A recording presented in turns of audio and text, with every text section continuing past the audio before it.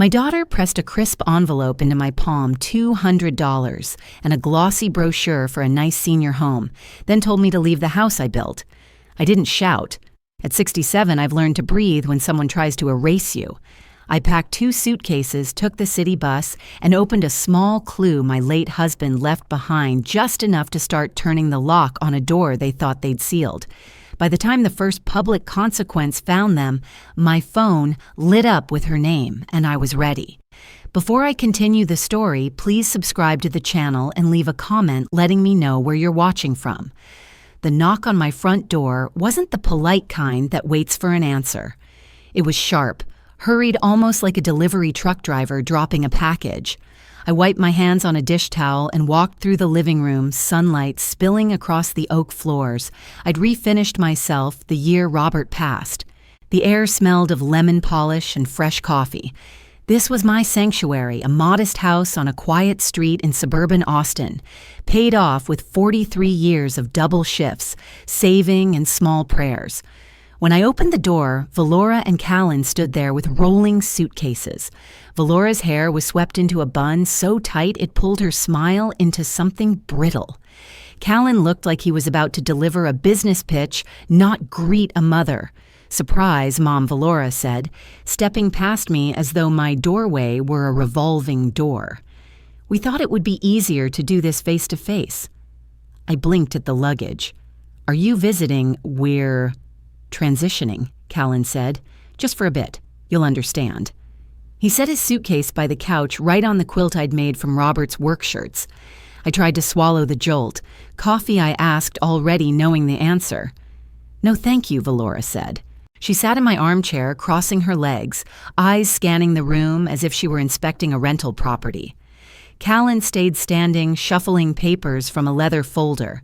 Then Valora reached into her purse and placed an envelope on the coffee table between us, a neat white envelope with my name spelled wrong. "What's this?" "A little something to help you get started," she said. Her tone was rehearsed light, like a receptionist confirming an appointment. I opened it. 2 $100 bills slid into my palm like a tip left on a diner counter. My ears rang. $200. "It's just until you're settled," Callan said quickly. "We've been thinking about your future." My future. My jaw tightened. The second blow landed not with noise, but with a glossy shine. Callan laid a tri-fold brochure next to the envelope. Maple Street Senior Residence. Wide hallways, smiling nurses, staged photos of women my age playing bingo under soft lights. Valora tapped the brochure as if it were a gift card. "They have an opening right now, Mom. Private room activities, transportation. We think it's perfect for you. Less stress, no bills." I stared at the photos. The model in the picture was holding a teacup identical to the one I held in my kitchen every morning. "You've already spoken to them." Callan's smile flickered. "We've done all the paperwork preliminarily. We just need your signature." I could smell their hidden excitement about the house, the way Valora's eyes darted to the walls where Robert's antique clocks hung, the way Callan's foot tapped as if counting down to something. Out of kindness, Valora added, voice softening falsely, "We're giving you a few days to pack. We'll even help you move." Humiliation pressed against my ribs like a too-tight corset. My own daughter, my own living room telling me it was time to move, as if I were clutter. I didn't cry, I didn't shout. I went to my bedroom, closing the door softly so they wouldn't hear the tremor in my breath. Sunlight filtered through the blinds in thin stripes landing on my wedding photo. I pulled my old suitcase from the closet, the same one I used when I took Valora to her first college visit. As I folded clothes, my mind scrolled through decades of overtime shifts, school supplies, emergency bills paid without complaint, 43 years of sacrifice compressed into the space of 2 suitcases. Through the thin door, I could hear them whispering, impatient. My phone sat on the dresser screen, lighting up with a bus schedule app. Maple Street was 15 miles away. The city bus stopped 3 blocks from here. I zipped the second suitcase, straightened my back, and opened the bedroom door. They looked up, startled. Mom Valora began, "I'll manage," I said quietly. No drama. No permission requested. I rolled the suitcases past them, past the envelope, past the brochure, and out the front door. As I closed the door behind me with my 2 suitcases, the morning sun felt colder than ever. The bus dropped me off on the edge of Highway 290 as the sky bruised into evening. My 2 suitcases felt heavier than they had leaving the house that morning. The neon sign of the Sunset Inn blinked vacancy in a flicker that matched my heartbeat. Paint peeled from the cinder block walls, and a faded sign promised color TV, as if it were still 1983. I dragged my bags across the gravel lot, each step crunching louder than the traffic hum. The office door creaked when I opened it. A young clerk with earbuds barely looked up from his phone. $49 a night, he mumbled. I counted out the cash 2 20s and a 5 for tax from the envelope Valora had given me, each bill feeling like a bruise. He handed me a metal key attached to a warped plastic tag reading, Room 12. Room 12 smelled of old cigarettes and lemon cleaner. The carpet was thin enough to see the backing. The towels on the rack were stiff and folded into triangles, as if shape could make up for age. I sat on the edge of the bed springs, sighing beneath me, and stared at the bland art print of a bluebonnet field. This was my new home, at least for tonight. I lined my shoes under the window and tried to quiet the shaking in my hands. 43 years of work, and here I was, renting a $49 room with no refunds posted behind the counter. Outside, a semi roared by, rattling the window. I shut the curtains and breathed. Lying back on the bed, I watched the ceiling's cracks form rivers, each one a road I had taken for my family.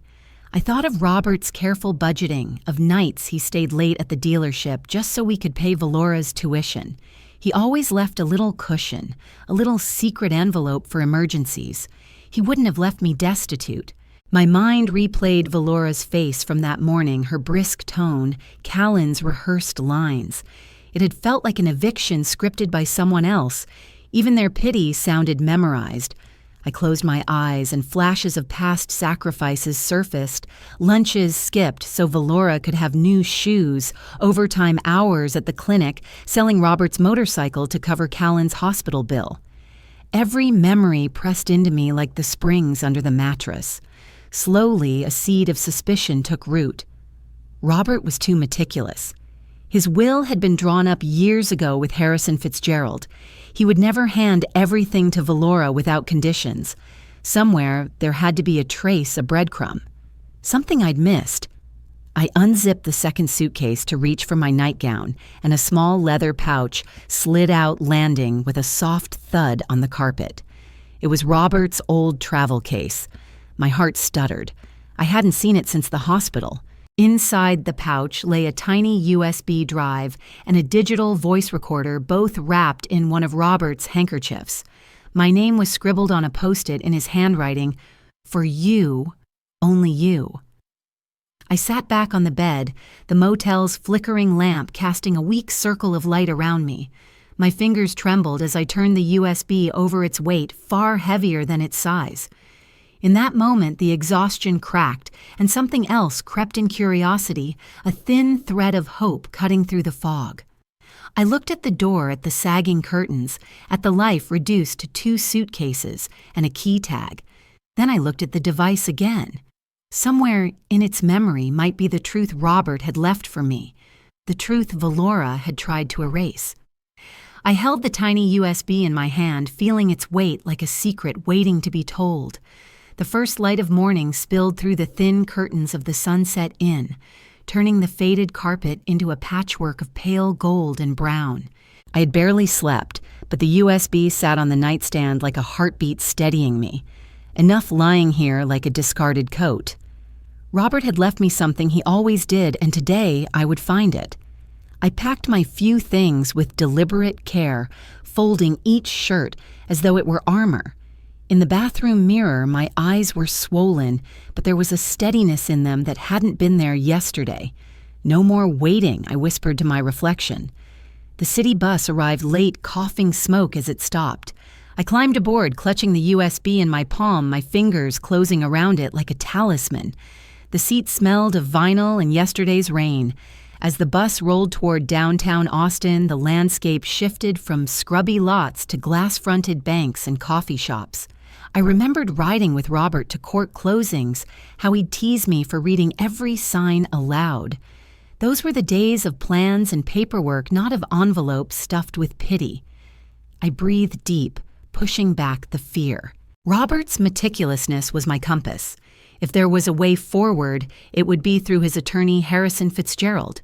The office building rose 12 stories above Congress Avenue, brick trimmed with limestone, the kind of old Texas architecture that smells of polish and old money. I paused at the revolving door, smoothing my thrift store jacket, feeling out of place, yet propelled by something stronger than shame. Inside, the lobby gleamed. Polished wood brass fixtures and a security guard who still held doors open for gray-haired women.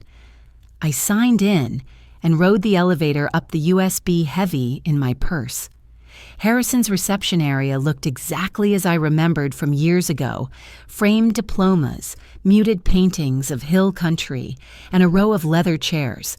When the door to his inner office opened, Harrison himself stepped out, his eyes widening. "Maribel, I've been trying to reach you for weeks. None of my calls went through." "I never got them," I said. My voice surprised me with its calm. He ushered me in. His office smelled of cedar and ink. Files lay open on his desk, and a portrait of Robert smiled from a corner frame. Harrison gestured for me to sit. "I found something you need to see," he said, opening a drawer. My stomach nodded. "Please, show me." He laid a thick folder before me, heavier than the envelope Valora had slid across my coffee table. "This is the real will." Robert updated it a year before he died. I stared at the bold type at the top of the page. My name, my address. Harrison flipped through the pages, pointing. "You inherit the house outright. 70% of the liquid assets. All accounts transferred to you upon confirmation." My breath caught. Then, "Why did Valora? She was given a trust fund," Harrison said, his voice tightening. But it wasn't unconditional. He turned to a marked section, his finger tracing the clause. My eyes followed the words, each one a spark. "Respectful and continued care toward Maribel Hayes shall be a condition precedent to full disbursement of trust." Harrison looked at me over his glasses. "In plain English, Maribel Valora's treatment of you voided her claim. The assets revert to you.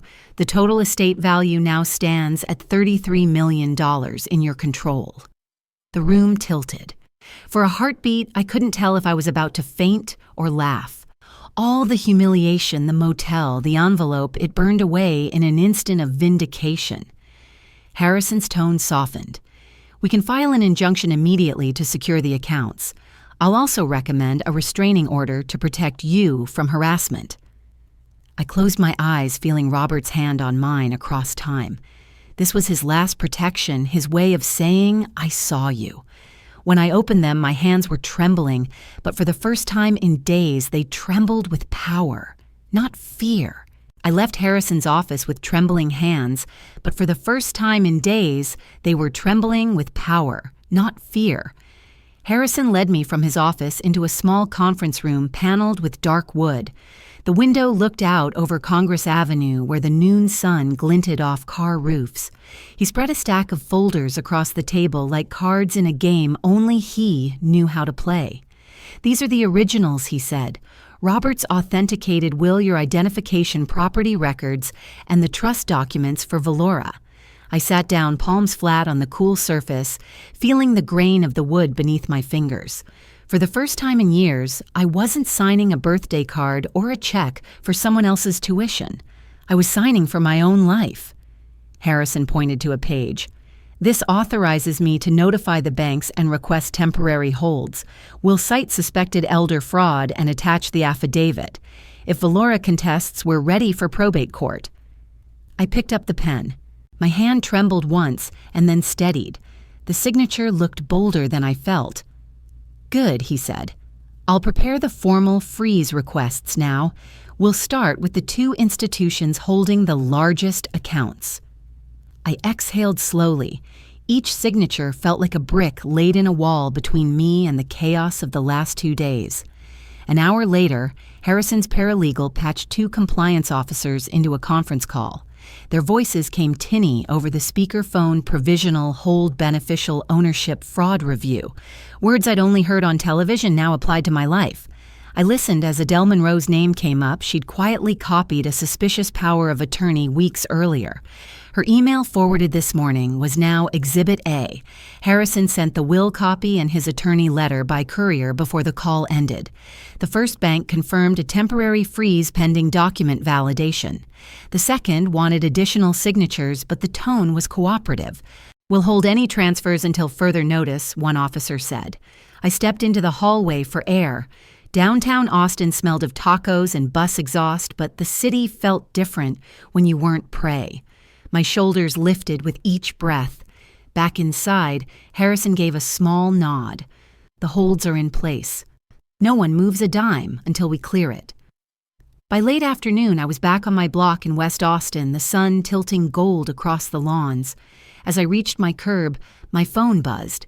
Dorian Pike, my neighbor of 20 years, waved from his porch. He'd been a cop before retirement, a man who noticed details. "I saw what happened the other morning," he said, when I approached. "The way your daughter spoke to you, handing you that envelope. If you need a statement, I'll give one." We sat at his kitchen table. He poured coffee into 2 mismatched mugs, then began writing. "Date time description," he murmured as he filled the page. His badge number and years of service went at the bottom. When he finished, he scanned the letter with his phone and sent it straight to Harrison. "That should help," he said quietly. I pressed his hand. "It does. Thank you."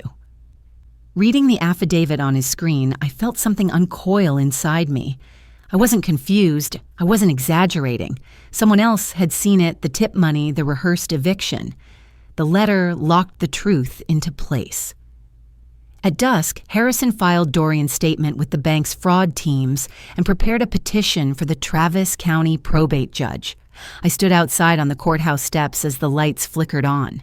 My phone lit with Valora's name. I let it buzz until it went silent. I had no intention of answering, at least not yet. I rehearsed one line in my head: "I will not beg to be allowed into my own life again." The thought settled over me like armor. For once, the weight I carried felt like protection, not chains. As the courthouse lights flickered on my phone began to buzz with messages I had no intention of answering, at least not yet. The motel room smelled faintly of bleach and old air conditioning. I sat cross-legged on the thin bedspread with the small laptop Harrison's paralegal had loaned me. Outside, a neon sign buzzed pink against the deepening sky. Inside, I stared at the glowing screen where my daughter's face filled a live stream frame. Valora's voice came through crisp and bright, the kind of tone she used at charity galas. She swept her phone camera across the living room of my old house, the same oak floors I'd refinished after Robert's accident, the same kitchen island where I taught her to roll pie crusts. Now the marble counters were lined with imported candles and champagne flutes. She laughed with Callan as if they'd just conquered a mountain rather than evicted me. I leaned closer, noting every detail like a stranger cataloging evidence: the rugs, the artwork I had bought at a hill country fair, the curtains I'd sewn myself. It felt like watching a distorted memory of my own life. Forced out yet present through pixels, I felt a bitter alertness settle over me. The camera spun dizzyingly as Valora guided her online audience through our new chapter. She wore a silk dress I recognized from last Christmas, and Callan popped a bottle of champagne like a sports star. The hashtag #OurNewChapterAustin flashed in the corner of the feed. Hearts and clapping emojis poured in from viewers who didn't know whose money paid for the walls they admired. I hit the screenshot keys over and over, storing each frame in a new folder. Their comments about ownership shifted with each room. First our investment, then Dad's legacy we're protecting, then our first home together.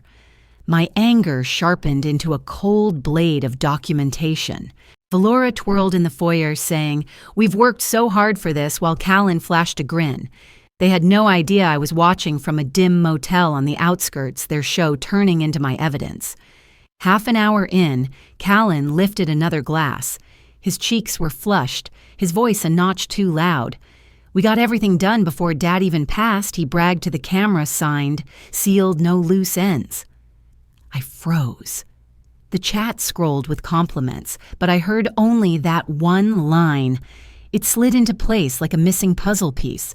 Robert's meticulous will, the sudden power of attorney, the rehearsed eviction, it all tilted toward this slip. I replayed the clip to be sure. Callan's words were clear, his expression smug. My pulse slowed instead of racing.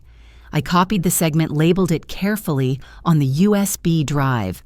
The small device felt heavier now, as if it contained not just data, but the key to my freedom. The live stream continued, but I no longer listened. I closed the folder of screenshots and typed a brief text to Harrison, "We have the clip." Setting the phone aside, I leaned back against the headboard.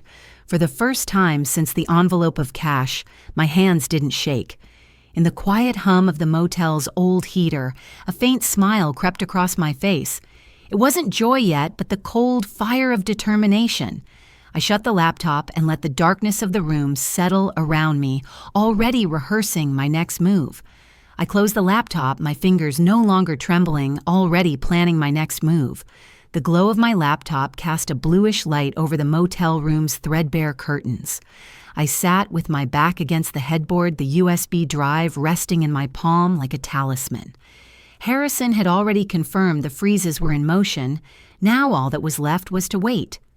Out of habit, I opened the social app again. A live stream thumbnail showed Valora and Callan at a high-end restaurant downtown. Their smiles looked bigger, their glasses taller, but even through the muted feed, something about their posture felt brittle. I watched as they posed for selfies under a chandelier dripping with crystals. Callan tapped at his phone between toasts, his eyes darting to notifications he didn't show Valora. The table glittered with oysters and bottles of wine. Their faces glittered with curated joy. To the viewer scrolling by, it was a power couple celebrating a secured future. To me, it looked like two gamblers grinning at cards they hadn't yet flipped over. Valora held the camera close, whispering about manifesting abundance and our dream come true. I studied the way her fingers clenched the stem of her glass, the tremor she tried to disguise as excitement. This was the stage she had chosen for herself, public, polished, merciless, if anything went wrong.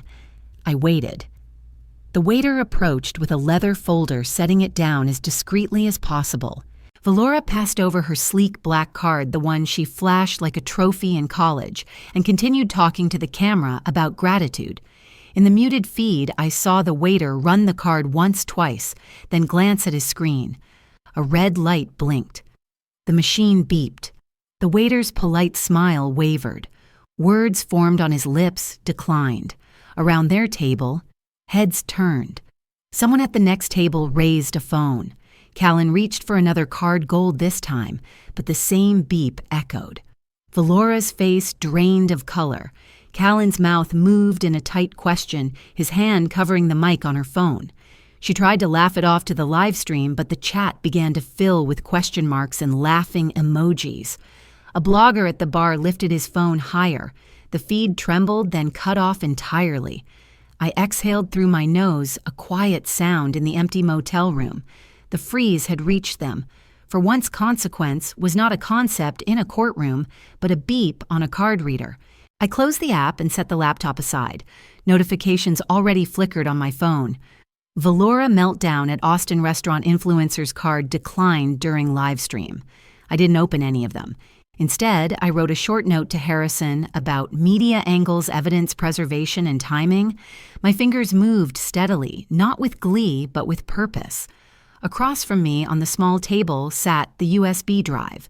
I touched it once, grounding myself. Justice wasn't a headline or a schadenfreude clip. It was a process, a boundary finally held. My pulse was calm. I imagined Robert's meticulous handwriting, his insistence on backup copies. He had left me more than assets, he had left me a map. Outside, a truck rumbled past on the highway. In this thin-walled room, I felt less like a victim and more like someone quietly laying bricks for a foundation only she could see. The phone rang. The screen lit with Valora's name. I let it buzz once, twice, 3 times before sliding my thumb across. "Mom." Her voice cracked, frantic and small.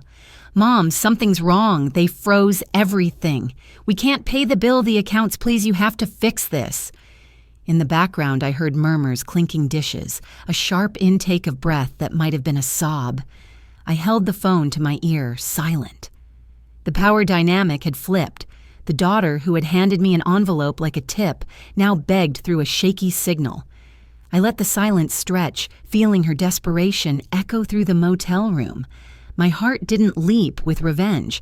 It settled with certainty. "I'm here," I said at last, my voice even. And for the first time, she waited on me. I let the silence stretch over the line, feeling her desperation echo in my motel room before I spoke. Morning sunlight spilled over downtown Austin like a pale sheet of paper waiting for ink.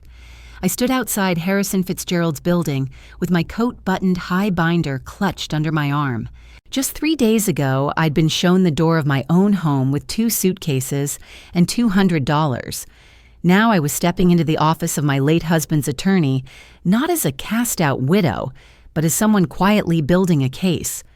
Inside, Harrison's conference room smelled faintly of lemon polish and old books. He already had the live stream screenshots laid out like evidence on a courtroom table. Valora in her designer dress. Callan with the champagne and the card decline fiasco from the night before. "They've painted themselves into a corner," Harrison murmured, sliding a legal pad toward me. We mapped every step of the trap, my pen scratching beside his notes. He called it a silent trap. Invite them to a neutral settlement meeting, while a probate investigator observed under the guise of a notary. I listened without flinching, thinking of my daughter's voice on the phone, begging for help. This time, silence would be my weapon. By late morning, the air in the office had shifted from dusty stillness to quiet adrenaline. Adele Monroe's name popped up in Harrison's inbox again. Another batch of bank records arrived, images of forged signatures, date stamps, lining up with Callan's drunken boast on the live stream. Harrison highlighted key pages and slid them into a fresh binder labeled Exhibit A. Across the room, a probate investigator in jeans and a windbreaker briefed us on how he would sit in on the settlement meeting tomorrow badge, hidden under his notary credentials. As each piece clicked into place, a hum of satisfaction ran through me. For years, I had folded laundry and bills while others handled the decisions. Now I was the one coordinating evidence and strategy. When Harrison left to call the district attorney's liaison, I opened my laptop and drafted a polite email to Valora. "Dear Valora, I believe it's time we speak privately and resolve things. Harrison has kindly offered his conference room for us to meet tomorrow at noon." The words were as soft as cotton, but edged with steel. Harrison returned red over my shoulder and nodded. "Perfect. They'll think they're in control." He sent formal invitations with the time and date. Law enforcement would have their cameras in place by morning. As I hit send, a quiet thrill passed through me, not revenge exactly, but the certainty that truth was finally moving in my direction. That night, back at the motel, I laid everything out on the desk, the USB drive, the binder, my notes, even the printouts of Valora's frantic texts. The neon from the sign outside flickered across the pages, making the words look like they were already under a spotlight. I slipped Robert's wedding ring from my finger and set it atop the binder like a seal. 3 days ago, I had been in exile. Now I was a strategist. I rehearsed my calm tone for tomorrow, breathing slowly until the room felt still. Then I closed my laptop and turned off the lamp, picturing their faces when they walked into our meeting. The city was just waking up when I stepped off the elevator with Harrison.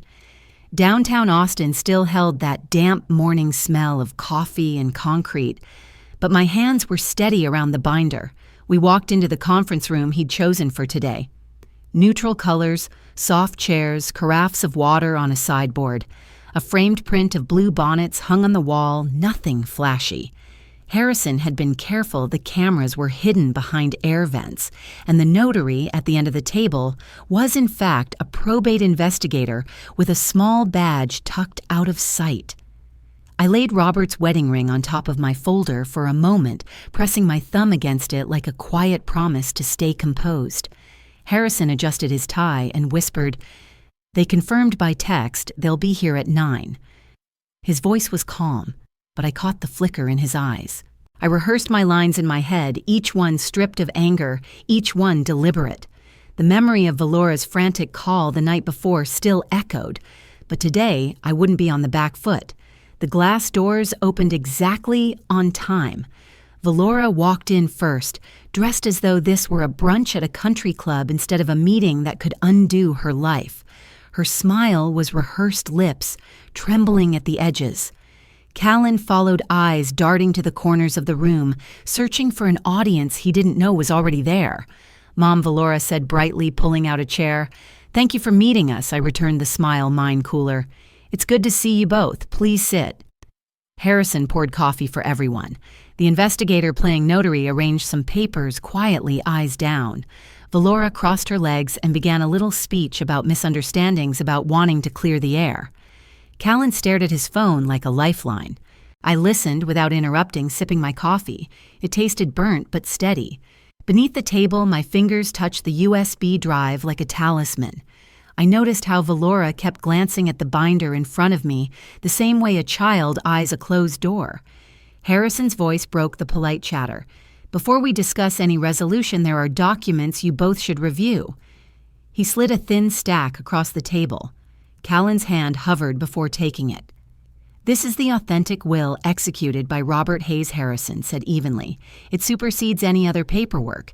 And this," he tapped the second stack, "is the bank's fraud review file, including provisional holds on the accounts." Valora tried a laugh. "This is all a big misunderstanding." The investigator looked up, expression neutral. "Could you clarify Mrs. Sanders using her married name? Your understanding of these transfers?" Callan shifted in his seat.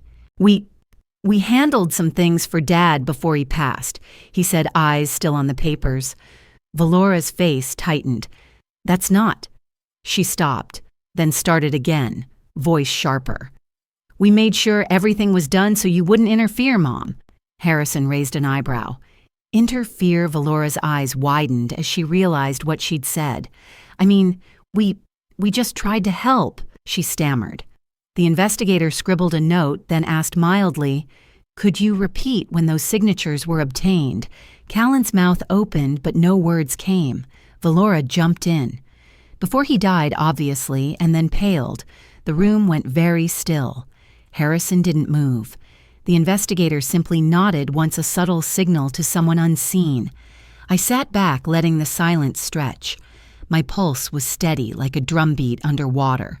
The cameras caught every detail: Valora's flushed cheeks, Callan's shaking hands, the way my coffee cup remained upright. Harrison closed the folder. "That's enough for now. We'll follow up formally." Valora pushed back her chair, fury breaking through the veneer. "You can't do this to us," she hissed. Callan looked at the floor. I rose slowly, sliding Robert's ring back into my palm. "This meeting was to give you a chance to speak," I said quietly. "Now it's time for the truth to speak for itself." Without another glance, I walked toward the door. Behind me, I heard Harrison's calm voice, directing next steps, the muted shuffle of papers, and the investigator's quiet thank you. The hallway outside was bright with mid-morning light. For the first time in years, stepping out of a room where Valora sat didn't make me feel small. It made me feel taller. I breathed in deeply, letting the air fill the space where fear had lived. As the door clicked shut behind me, the noise of their raised voices faded, replaced by the sound of my own steady breathing. The bank's conference room was all glass and reflected ceilings of fishbowl, where reputations swam under bright noon water. I stood in the hallway with Harrison and Agent Selene Torres, while a security guard pretended to study the lobby plants. Torres reviewed the choreography one last time. Signals, warrants, chain of custody. We checked our trail the hidden camera footage from yesterday, Adele's emails, Dorian's sworn letter, the will, certified this morning. My role was the simplest and the hardest. Stay seated, stay silent. Let the truth do the talking. Through the glass, I could see Valora pacing a groove into the carpet phone, clutched in her palm like a prayer she didn't believe in. Callan sat with his leather briefcase zipped tight, the picture of a man hoping a clasp could hold back a tide. I slid Robert's ring into my blazer pocket and nodded at Torres. We went in. Harrison opened with courtesies. Thank you for agreeing to discuss terms. We all sat. Torres, still in her notary disguise, arranged a neat stack of generic forms and uncapped a pen. I folded my hands, palms warm but steady. Valora's smile looked powdered on. Harrison summarized voice even as a metronome. He laid out what could be resolved privately: possession of my home, removal of their personal items, and what would be decided by a judge. We can avoid unnecessary publicity if you cooperate, he said. The word hung there, patient as a clock. Callan leaned forward and slid a new power of attorney across the table. This authorizes me to manage the complex issues while we unwind things. Maribel. It's cleaner for everyone. He said it like he was offering to take out my trash. I pushed the paper back with a single finger. We won't be signing anything today, Harrison said, still cordial, but we do need some clarifications on the record. Torres looked up, pen poised. For my notarial journal, who moved the utilities, and when her voice was plain, Texas clerk. Only the tiniest inflection betrayed the wire in my chest. Valora exhaled, eyes flicking toward the glass. I did. Gas and electric first, then the alarm, then water. Week after the funeral. She swallowed, adding dates without being asked. Callan stared at the table. Harrison turned a page. And these transfers 3 brokerage accounts into a new family trust who initiated them. Callan's jaw tightened. They were already planned. Robert wanted simplicity. Planned how Torres asked, still mild. With the drafts, we pushed through before he stopped. A muscle in his cheek jumped. Harrison read from the trust clause in Robert's will the line about respectful treatment of me being a condition of any distribution to Valora. The words were quiet, but they landed like a gavel. Valora's lip curled. So I lose everything because I told my own mother some truths. Her eyes found mine. You're letting strangers tear us apart. I kept my gaze level. You did that yourself. Something in the room tipped, then the way a glass finds the edge of a table. Torres capped her pen. Thank you, she said. We're done. She stood, and the door opened as if the building itself took a breath. 2 plainclothes officers entered, badges in their palms. Valora Hayes, Callan Strickland. One said, voice steady, "You are under arrest for conspiracy to commit wire fraud, exploitation of an elderly person, and forgery." Callan's hand shot toward the briefcase. An officer intercepted and slid it away, cataloging it with a tag. The other officer recited rights words I had only ever heard on television, suddenly washing through glass and light and the smell of bank coffee. "Mom, please," Valora said, not sobbing, pleading the way a child calls down a hallway she's already emptied. "Tell them." I didn't answer. Silence at last felt like a full sentence. Pens scratched. Cuffs clicked. The glass threw our reflections back at us, officers focused. Harrison balanced Torres, composed me with a straighter back than I remembered owning. The security guard reappeared with a clipboard he didn't need. Somewhere out in the lobby, a printer hummed. Money moved between accounts without caring who cried. When the door closed behind Valora and Callan, the room softened. Harrison passed me a paper towel for my coffee ring that hadn't spilled. "Chain of custody receipts," Torres said, handing copies to Harrison. "We'll transport the briefcase to evidence. Mrs. Hayes, thank you for your cooperation and for staying the course. You've protected more people than you know." I nodded, finding words I trusted. "Make sure Adele gets a note from me." She had risked her job to tell the truth. "And Dorian," I added. He was brave when it mattered. In the corridor noon, light poured down the big windows and turned the city edges bright. Traffic shushed over Congress Avenue like a distant tide. I texted Adele and Dorian a single line each. Thank you. No speeches. Gratitude doesn't need adjectives. At the elevator, I rested my palm over the ring in my pocket and exhaled a long, private breath. I hadn't won a prize. I had simply taken back my name. When the door slid shut on the officers and my daughter, I turned toward the sunlit street and realized I finally had a home to walk back to. I would enter it slowly, room by room, not for the furniture or framed photos, but for the right to breathe without asking permission. The key turned like a breath I'd been holding for years. Afternoon light ran across the oak floors I used to polish on Saturday mornings, catching dust motes in the pale scrape where the grandchildren raced toy trucks. Someone had moved the blue chair to face the street, staged for a life that wasn't mine. I set my handbag on the entry table and listened. A house has a sound air in the duck's wood, answering the sun memory in the walls. Without their voices, it sounded like itself again. I didn't dramatize anything. I found 3 empty plastic bins in the garage and made neat labels with painter's tape clothes, cosmetics misc. I gathered their designer scatter-throw pillows still tagged a tray of crystal flutes, a vase that had never met water. I stacked framed photos they'd posed on my mantel, faces arranged to erase the years before them. Windows up, everyone, and a spring breeze pushed out the perfume of champagne and pretense. In the kitchen, I put Robert's ring on the counter and laid my palm beside it. We're home, I said to the wood and light and whatever part of him still knew the way back. Morning brought a list and a pen. Harrison called first with court receipts and confirmation that the chain of custody on the briefcase was clean. I phoned the utility companies, gave meter readings, answered the question I hadn't been able to say out loud 2 days ago. Yes, transfer service back to Maribel Hayes. A locksmith replaced the front door cylinder and handed me 2 clean keys in a small paper envelope. I deleted old keypad codes, set one my hands could remember in the dark. Adele emailed final confirmations, fraudulent transfers, reversed temporary freezes, converted to permanent blocks pending trial.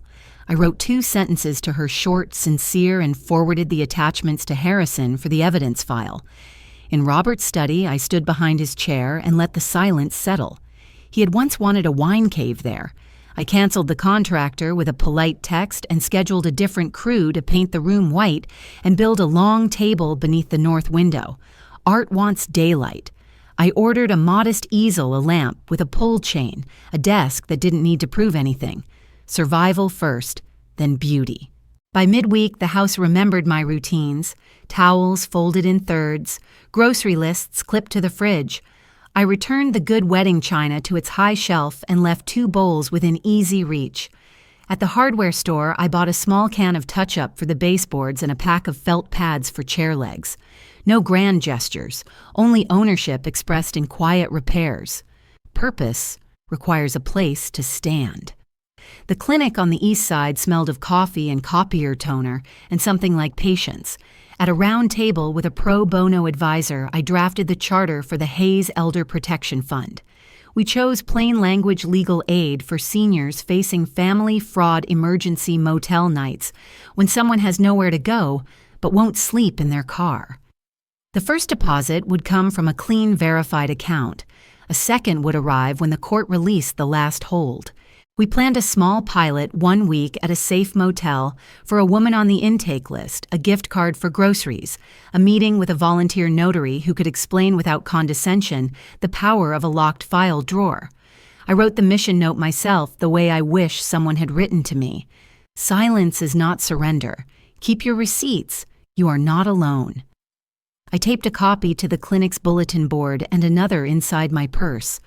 Walking past the faces in the waiting area, Sunday blouses, ball caps, a man with a folded walker, I understood that the motel hadn't broken me. It had stripped me to the frame and made me useful.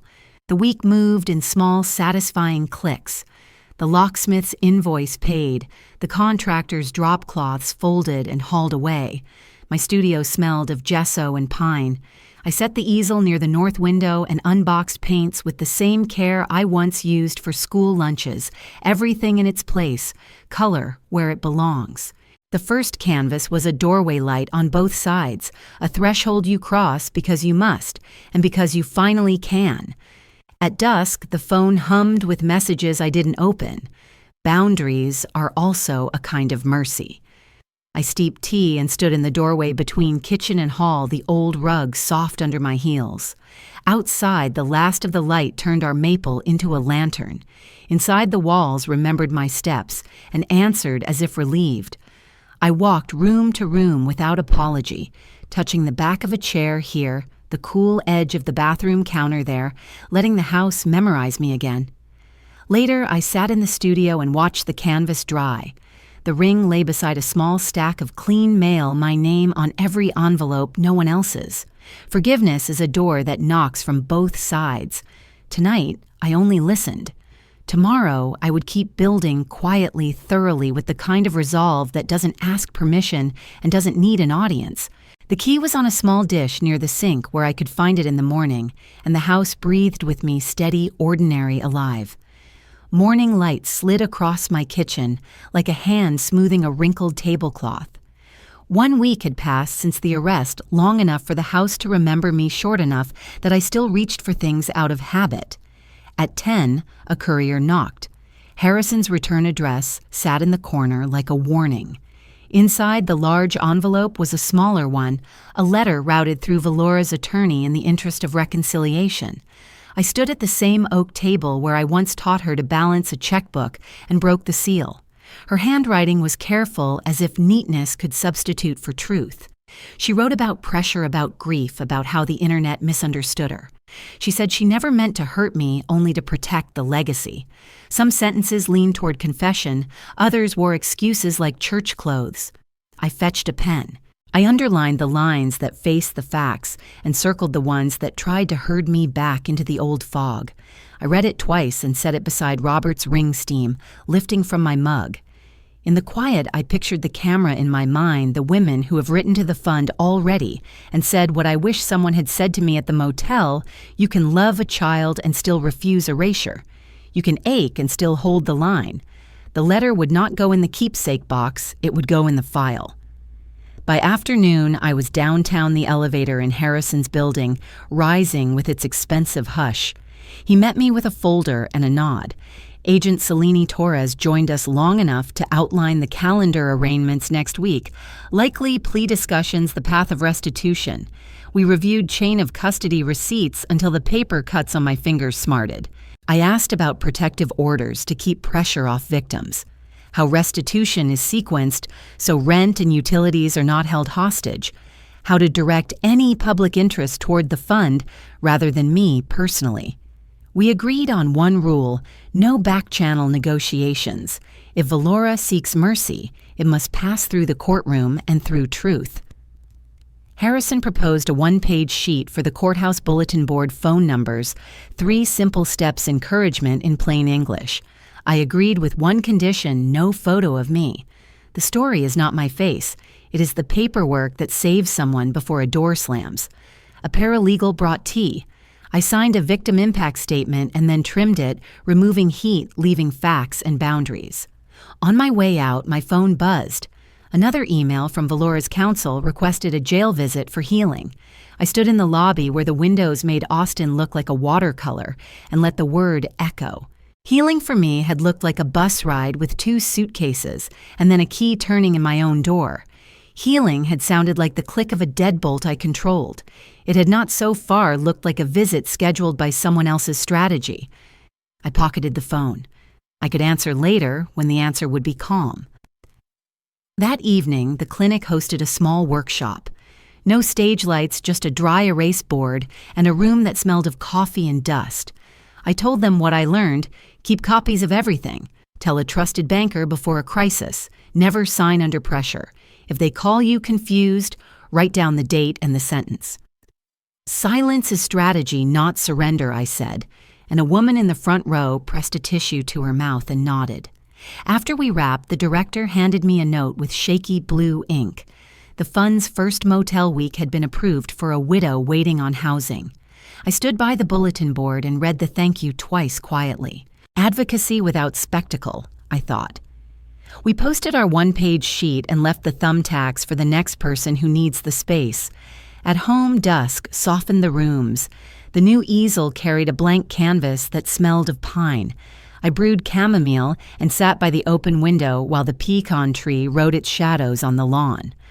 On the table, I made 2 stacks, one folder labeled "For the Court" and another thinner labeled "For the Heart." I placed Valora's letter in the first. There is a difference. I am finally honoring it.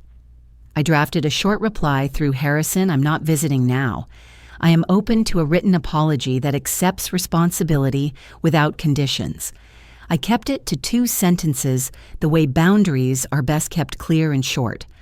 The phone chimed again, dates confirmed by Harrison, a victim's rights brochure from Celine, the clinic forwarding a photograph of that motel receipt stamped "paid." I texted back 3 words, "Thank you, team." Before bed, I wrote one more letter, not to send, but to steady my hand. "Dear Valora," I began, "I am your mother, and I will always wish you well. Wishing you well does not mean shielding you from truth or its consequences. If you write again, write to accept what you did not, to manage what I feel. I am open to reading that." I capped the pen. The words did not taste like victory. They tasted like clean water. I slid the paper into the drawer and turned toward the canvas. The first brushstroke would wait for morning the boundary only I could paint. I switched off the light and stood a moment in the doorway, letting the dark hold me like the inside of a quiet chapel. Tomorrow there will be paperwork and ordinary chores, and I will do them in my own name. That, too, is a kind of prayer. Oak panels and fluorescent clocklight made the courtroom feel older than it was. I sat with Harrison at counsel table while Agent Selene Torres lifted a small nod from the aisle. When the judge took the bench, the room rose like one body and sat again the hush, tight as a belt. Defense counsel spoke first. Kalin read a short statement, voice steady until the last line. Valora's came halting apologies, offered without bargaining. I listened with my hands folded, breath even. When my turn came, I stood and kept my eyes level. I did not perform grief. I described it the morning I was handed an envelope like a tip, the motel towel thin as tissue, the way a house forgets you when someone else puts their laughter in your rooms. I spoke about elders who sign papers they do not understand, because love has manners. I asked the court to draw a line bright enough for strangers to see and daughters to feel. The judge said court is not therapy, but it is a place for truth, and for the first time in months, a window felt open in my chest. He kept his tone flat the way mercy and accountability can share a table. I added one more sentence for the record that silence in my case was strategy, not surrender, and that I wished my daughter a future built on honesty, whether or not it included me. I sat down, pulse steady, the wood cool under my palm. Pens scratched in the well. Paper moved like soft weather. The bailiff's warning to remain quiet skimmed the gallery and settled it. Nobody clapped. Nobody hissed. We simply breathed as the law prepared to speak back. I looked at the clock above the seal and thought of the bus schedules I had studied in my motel room, how time can bruise and lift in the same week. The sentences came measured like posts set along a fence line. Custodial time for Callan, a shorter custodial term, and probation for Valora. Felony convictions entered, restitution mapped to the money they moved, a no-contact order to protect my quiet, mandatory financial ethics counseling. I kept my gaze forward. Justice, I told myself, is an adult room where feelings sit down and facts stand up. On the steps outside, microphones hovered like a flock that never lands. Harrison declined interviews with a practiced half-smile. I offered one sentence to the cameras. Please put your attention on preventing elder fraud. If you need help, the Hayes Elder Protection Fund is open. A reporter chased a second question. I shook my head and handed over a clinic flyer instead. Agent Torres walked me to the curb, traced the borders of the protective order in plain language, and said thank you for pressing charges when it would have been easier to go home and lock the door. A text arrived from Adele Monroe. Saw the order good. I replied. Thank you for doing the right thing. Another number asked for comment. I turned the screen face down in my purse. Sun flared in the brass of the courthouse door, and for the first time in months, I drew a breath that went all the way down. I did not feel triumphant. I felt oxygen returning to a room that had been closed too long. By midweek, the courthouse dust had settled into paperwork. At the clinic, we finalized the fund's first quarterly report motel stipends converted to short-term leases. 3 pro bono will reviews completed, a workshop on powers of attorney that are earned, not coerced.